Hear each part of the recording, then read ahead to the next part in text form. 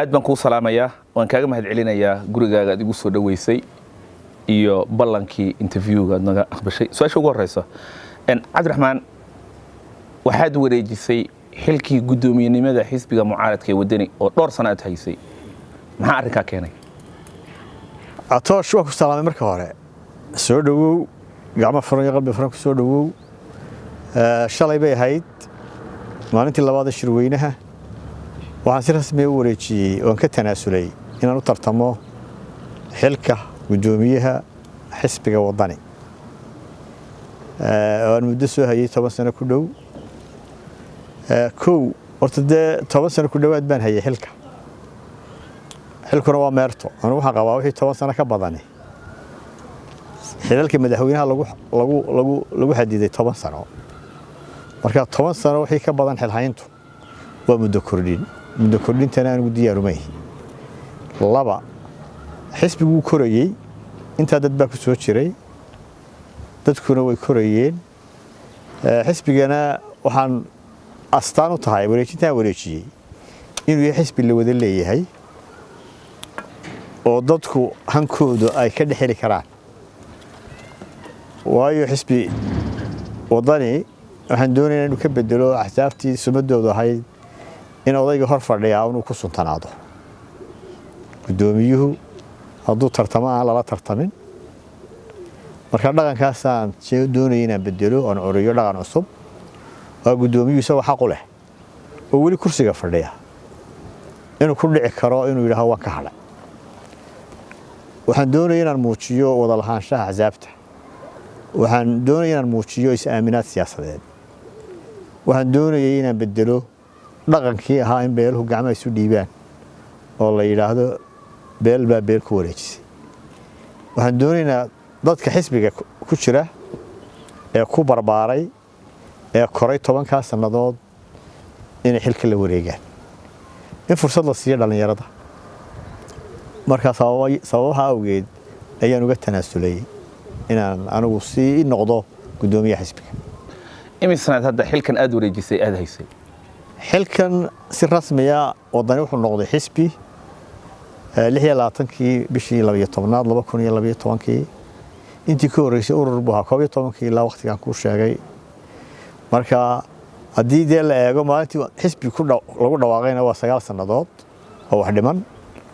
haddii la eego maalintii aanu aasaasnay ururkana waa 10 sanadood si kale haddii loo dhigo inaad xilka wareejiso deedna gudoomiyenimadii xirsi xaaji cali loo doorto ma la islihi karaa dabcan dana siyaasadeed iyo soo jiidasho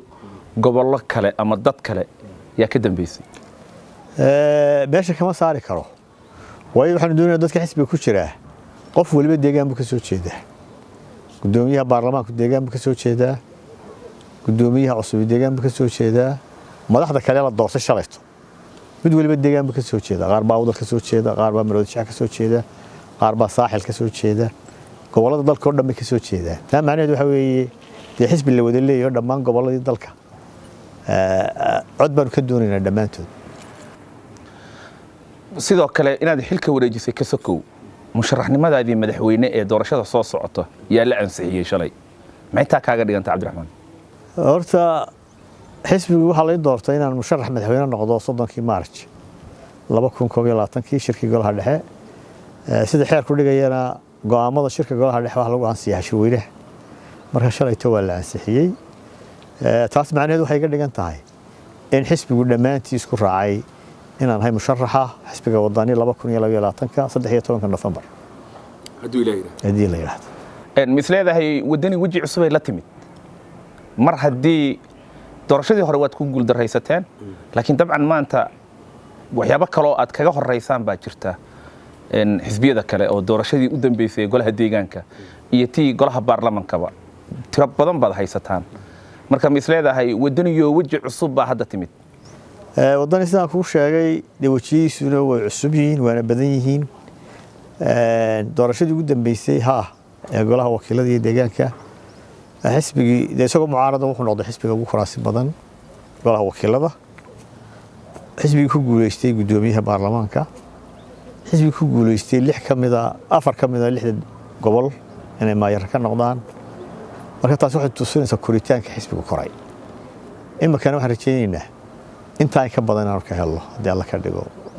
shacbiga Soomaaliland codkooda. Cabdiraxmaan, arrinta aadka loo durayay intuu shirka natiijadiisa soo baxday waxaa ka mid ah haweenka oo dee 6 gudoomiye ku xigeen hal qof baa dumar ah taasoo dhaliil lama dhigi karo. haddii de waa relative waxa la yiraahdaa Ingiriisiga marka taa la eego waa dhaliil 6 qof oo ku xigeena inuu mid haween noqdo laakiin waxaad barbar dhigtaa labada xisbiye kale midna hogaankooda dumarku ma jiro marka haday dhaliil tahay noqon karin marka kuwa kale dhinac dhigo laakiin dhaliishii in lagu faano ma ahan soo maahan adigu gudoomiye nimadii wada wareejisay waxaa kala wareegay xirsi 6 xirsi ku xigto mid unbaa ah xogiyihii hogaanadii kale waxaan kugu darayaa waxa jiray 6 xubnood oo nomination ah oo hogaanka ku biiray anigu kamid ahay 6 gabadh baa ku jirta marka hogaanka xisbiga hadda laba haween ku jira waa kartay soo lagama badin karin waa laga badin karay laakiin waa bilow fiican waa gartay waxyaabaha aadka loo durayay dabcan wax badan oo wanaagsan baa dhacay waxa kamid ah wixii meesha ka dhacay oo dad badan ay leeyihiin banaanka lagu soo hagaajiyo qof walba xilku qabanayay deedna meel marin ahaan iyo gacantaag baa lagu xalaaleynayay taa mis leedahay waa dhaliil xagga dimuqraadiyadda xisbiga wadani loo jeedin karo sida loo dhigay ku xidhan tahay wixii dadku ku heshiis yahay waxaan u arkaa inay sax yihiin marka in dibadda lagu heshiiyo waa adduunka oo dhan ka dhacda Labour Party ka dhacda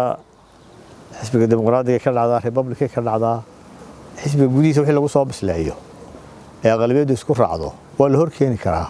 golaha xaq baan u leeyahay inay diidaan iyo inay ogolaadaan labadaba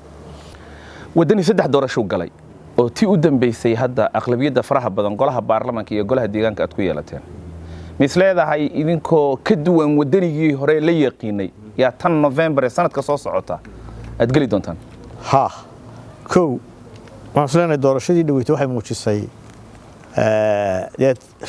shacbiga taageerada ka haysta xisbiga waana ku sheegay golayaasha annaga ugu badan hadda 2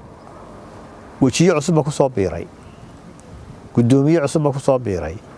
gudoomiye baarlamaan baa ku soo biiray hoggaan cusub ku soo biiray marka waxaan leeyahay haayo wadanigii 2017 mid ka duwan oo ka xoog weyn baa imanaya hadda la ka dhigo xubnaha xisbiyada kale ka soo baxay idinku soo biiraya waxa idinku soo kordhin karaan maxay tahay horta qof kasta hadduu ugu yaraado codkiisu la imanaya soo maaha haddana waxba la iman marka halka codna waa lagu kala badiyaa marka waxaan ugu soo kordhinayaa dad badan oo siyaasiyiin oo magac leh ku jira dad badan oo la garanaya ku jira marka waxa isleeyahay wax badan bay soo kordhinayaan qof wasiir ka soo noqday kulmiye ama xukuumadii hore ama kulmiye hogaanka sare ku jiray inuu wadani yimaado dadka say u arki karaan shacabka caadiga ah ee guryaha jooga waxaan la jeedaa qof la soo tijaabiyo xil xafiiseed qabtay xil xisbi qabtay horta de xisbiyada waxa loo sameeyay hadduu ku qanci waayo qofku waxa jiri kara qaar wadani ku qanci waayay de xaq bay leeyihiin labada xisbiye kale ka doonayna tagaa ka kulmiye ka yimid wadani yimaada kama duwana mid intuu wadani ka tagay kulmiye tagay Cabdiraxmaan November hadduu Allah awood la ogolaado ya mudaxileedka doorashada ay ku eg tahay ama ay dhacaysa sida lagu wado kalsooni intee la eg yaad ku qabtaa inaysan maalin dib uga dhicinin doorashada Soomaaliland bisha November 2022 anagu kalsooni bixin ku qabnaa noomana muuqato sabab loo kordhiyo oo muddo kordhin u dhacdo sababtu waxa weeye dadkii codeynayay 80% ama ka badan waa diiwaan gashay guddiga doorashooyinka qaranku waxay ku dhawaaqeen inay doorashadii wadaan iyo hawsheedii madaxweynaha waxay la kulmeen bishii 8aad wuxuu amray inay soo diyaariyaan budgetkii iyo timeline-kii wax kale ka dhiman oo imakaan isleenahay waa qabyo ma jirto waa gartay dhaqanka lagu yaqaano doorashooyinka Soomaaliland wax un baa soo bixi jiray qadar alla ha ahaato laakiin haddana marmarsiin lama waani jirin oo inta badan haddaan xasuusanno taariikhda doorashooyinka madaxweyne walba wax unbuu ku darsanayay muddo xileedkiisa dastuuriga ah walwal ma qabtid innaba anigu walwal ma qabo sababahay u kordheen doorashooyinkan isma garanaya oo goobjoog baan ahaa 2008 doorashadii madaxtooyada dhacday ahayd erigii madaxweyne Riyaale sabab qura loo kordhiyay sababtaasina waxay diiwaan gelin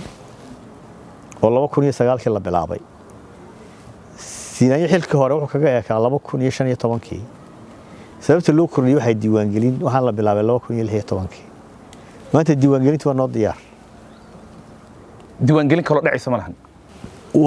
waxa laga yaabaa 10% 15% dadka in loo baahdo taasina waqti badan qaadan mayso yaa ku heshiinaya marka baahidaas uma baahna in lagu heshiiyo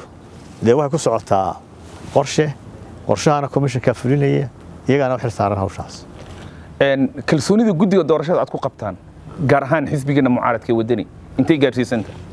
anigu kalsooni ma siinay doorashadii horeba way jirtay markii la bilaabayay iyaga laftigooda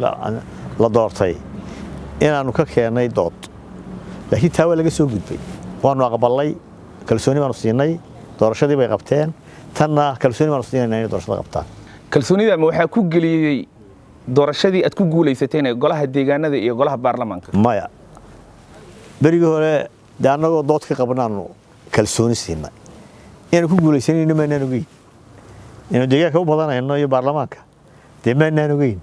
ka hor baanu kalsoonida siinay maantana waa siinayna sida doorashada qabto way hadda markaa ka waaya aragsan intii berigii hore aan markay qabanayeen marka shaqay soo qabteen wala tijaabiyay way kalsoonida aanu siinay waan u haynaa waa siinayna doorashadii ugu dambeysay ee aadan ku guuleysanay 2017 iyo maantoon joogno markaad isweydiiso Cabdiraxmaan kaliga adigoo ah ma ka kalsooni badan tahay berigaas hawa kalsooni badan tahay way xisbigu koray xisbigu berigii hore halku taagnaa uu ka koray doorasho kale uu istijaabiyay baarlamaankii isaga u badan gudoomiye baarlamaanka isaga leh maayaradii ugu waaweynaa gobolada afar ka mid u leeyahay doorashadii ugu dambeysay xisbiga ugu codka badnaa uu ahaa marka xukuumadda la barbar dhigo iyo xisbiyada kale marka kalsoonida taasana siinaysa hadiiba innaba walwal kugu jiro isleedahay xisbiga ku gilgili kara waa ka xisbiga ma kulmiye mise qolada kale u cid horta labaduba waa doorasho lama yaraysan karo laakiin waxa isleeyahay xisbigaanu tartamayna hadda waa ka talada haya kulmiyo sidan ah miyaad ka walwalsanta mise kulmiyo waji kale cusub oo la yimid kulmiyaan ogahay inuu madaxweyne yahay kulmiyaan ogahay inuu dawladda haysto kulmiyaan ogahay inuu ciidanka xukumo kulmiyaan ogahay inuu baanka xukumo waxaan diyaar u ahay la tartamo waxaan wax warwara ka qabanay ma jirto laakiin intaba laguma galo Soomaaliya bangiga iyo askartaba doorasho ma galay dad ba saf galay cod rida intuba saameyn bay leeyihiin gartay intuba saameyn bay leeyihiin waan soo qatimaynaa su'aashan weyna yaro culus tahay kaftan uu ku jira haddii lagu sahlo doorashada yaad isdhihi lahayd ha lagula tartansiiyo anigu laba ciddii la tartamaysa diyaar baan u ahay imaka Muuse iyo Faysal baan ogahay cid tartamaysa labadoodana diyaar baan u ahay la tartamo Cabdiraxmaan Maxamed Cabdullaahi Cirro aad baad u mahadsantahay